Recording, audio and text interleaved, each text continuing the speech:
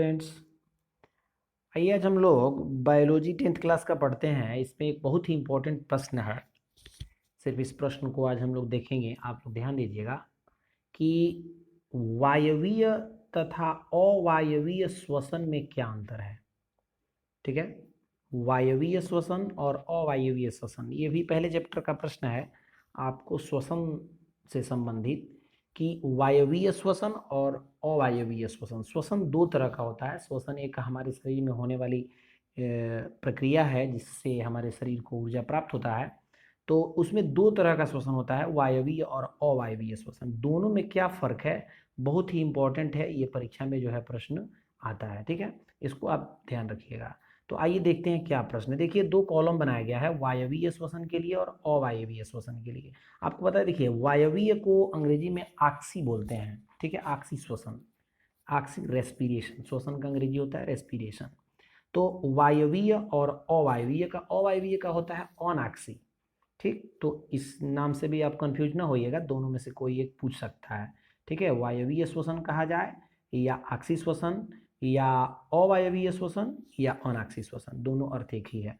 तो दो कॉलम बनाए गए हैं वायवीय के लिए और अवायवीय के लिए। देखिए दोनों में अंतर क्या दिया है। फर्स्ट नंबर देखते हैं कि वायवीय श्वसन जो है ऑक्सीजन की उपस्थिति में होता है। बहुत ही आसान है, ऑक्सी श्वसन। अभी बताएं, वायवीय को बोलते हैं ऑक्सी श्वसन।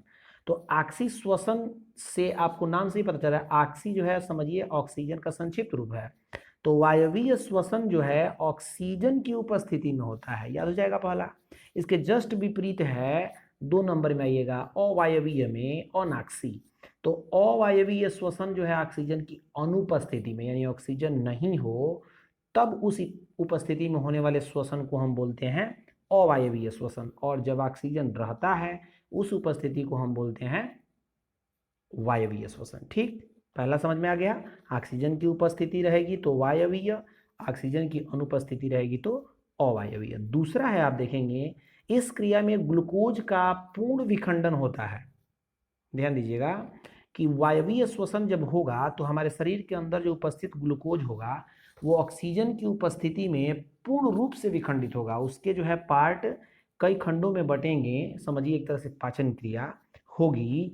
ग्लूकोज जो है पूर्ण रूप से विखंडित होगा। जबकि वही दो नंबर में आप देखेंगे अवायवीय में कि इस क्रिया में ग्लूकोज का पूर्ण विखंडन नहीं होता है, क्योंकि ऑक्सीजन इसको मिलता नहीं है, इसलिए पूर्ण रूप से विखंडित नहीं होता है, कुछ अंशतः विखंडित होता है, पूर्ण रूप से नहीं होता है। ठीक है, तीसरा प्रश्न जो है, तीसरा जो है इसका अंतर दिया गया है कि यह क्रिया कोशिका द्रव्य तथा माइटोकॉन्ड्रिया में होती है। यह क्रिया मतलब वायवीय।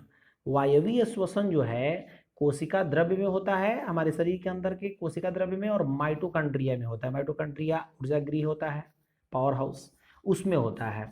और इधर दिया है आपको अवायवीय में कि यह क्रिया केवल और केवल सिर्फ कोशिका द्रव्य में ही होती है, और अवायवीय श्वसन की क्रिया सिर्फ और सिर्फ किस में होती है, कोशिका द्रव्य में। जबकि वायवीय श्वसन जो है दोनों में होता है, कोशिका द्रव्य में भी होता है और माइटोकॉन्ड्रिया में भी होता है। कुछ इसका 4 नंबर अंतर है कि इस क्रिया में ग्लूकोज के एक अणु से 38 एटीपी अणु बनते हैं। याद रखिएगा, ऑब्जेक्टिव प्रश्न में आता है 38 एटीपी। एटीपी आपको बताया गया था क्लास में भी, एडिनोसिन ट्राइफॉस्फेट, ये आपको रासायनिक नाम है इसका, एटीपी है।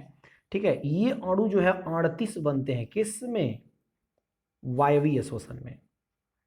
जबकि आप अवायवीय में देखेंगे तो एटीपी के सिर्फ और सिर्फ 2 अणु बनते हैं। ठीक है, अंतर समझ में आ रहा है कि वायवीय श्वसन में सिर्फ और सिर्फ वायवीय श्वसन में 38 एटीपी बनता है, जबकि अवायवीय श्वसन में केवल 2 ही अणु बनते हैं एटीपी के, एडिनोसिन ट्राइफॉस्फेट के। उसी तरह से आपको 5वां नंबर अंतर है कि इस क्रिया के अंतिम उत्पाद CO2 तथा जल होता है।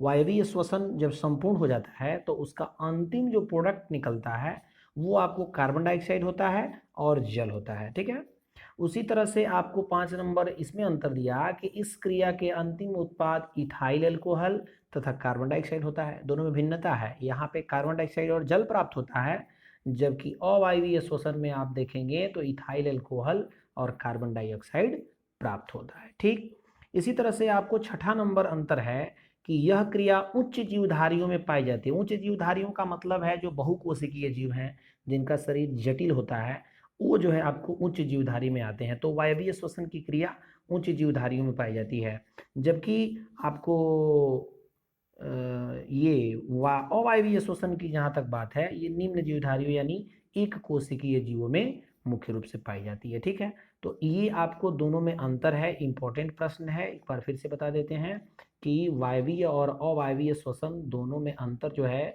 परीक्षा में रहता है। ठीक है, इसलिए आप इसको बेहतर तरीके से नोट भी कर लें।